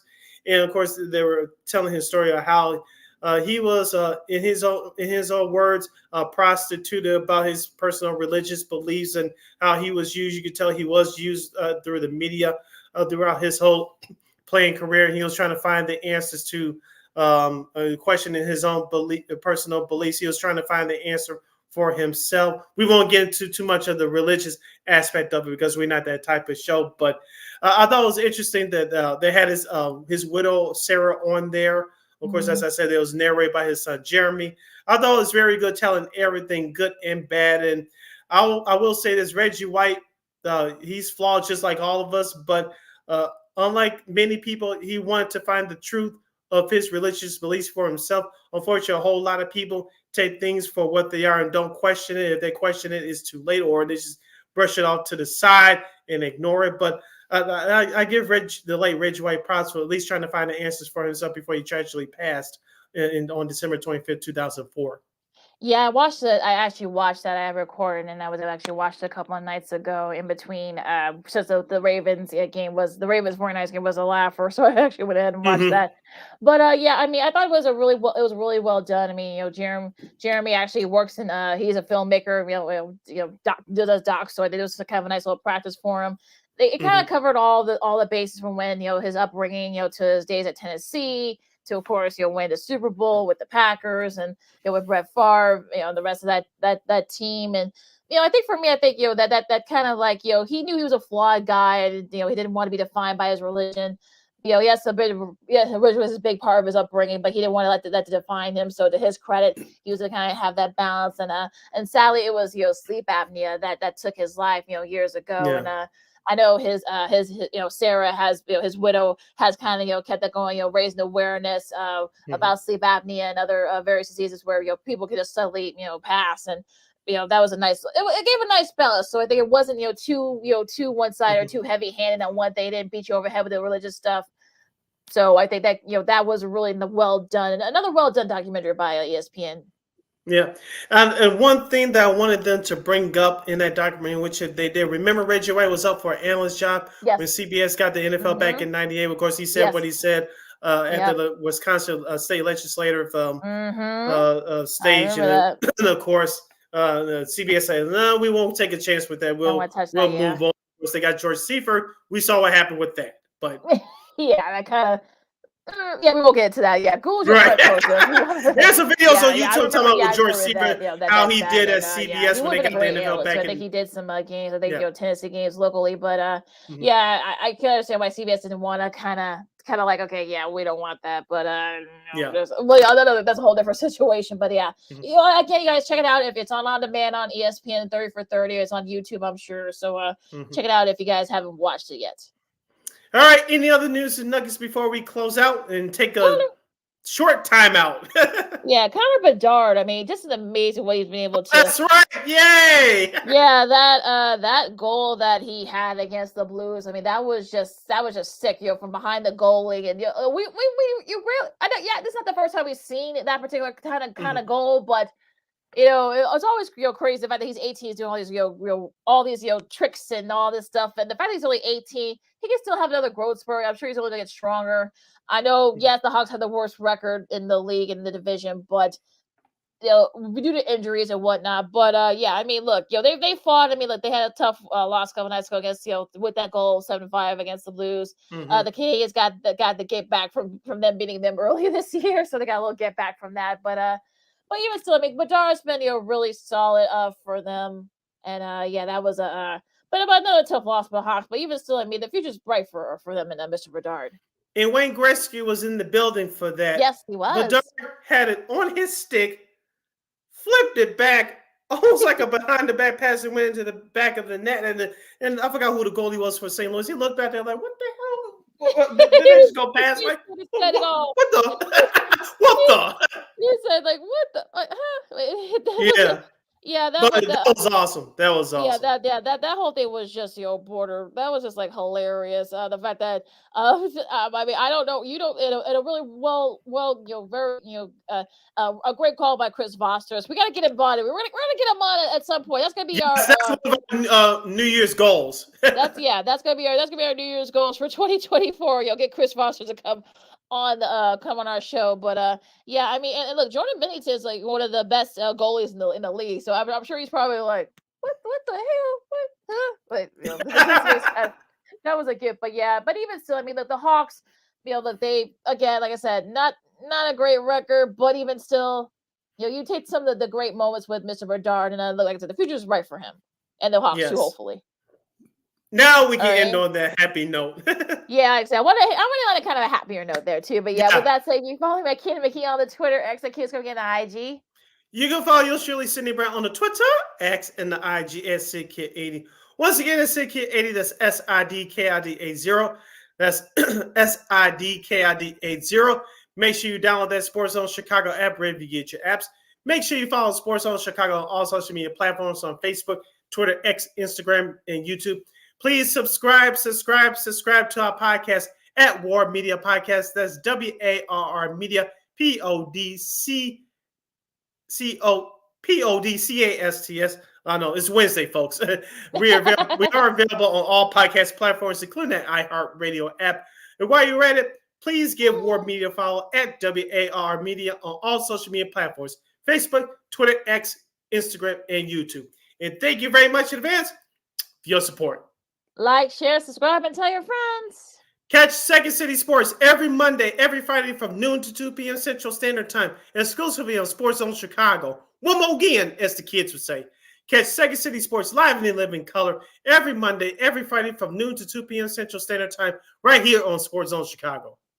And if you're on your winter break, you can catch up on Sports Zone Chicago and all the other shows right here on Roku TV. So if you got the Roku TV, wherever you have your device at, your television, your computer, your smartphone, whatever you have, just go to Roku TV, the Roku app, I should say. Type in Sports Zone Chicago. You can catch our show, Sean and Maya, the Smoke Fellas, and What's Up Cousin, a whole lot more. Hopefully, we'll be having more and more stuff coming up for you on for 2024. Yes, and don't forget to catch our year in review show. It's going to be a grab bag and all the other fun stuff with a very special guest this coming Friday for our last show of the calendar year in 2023. You have to tune in to see who she is, folks. We're not going to tell you now. No. No. I know it's getting a little cooler out there, but look, stay safe out there on the roads and all the other stuff too. For Sin, I'm McKenna. This has been Second City Sports on Sports of Chicago. Enjoy the sports come up next couple days, and we'll see you Friday. Doubles, holla!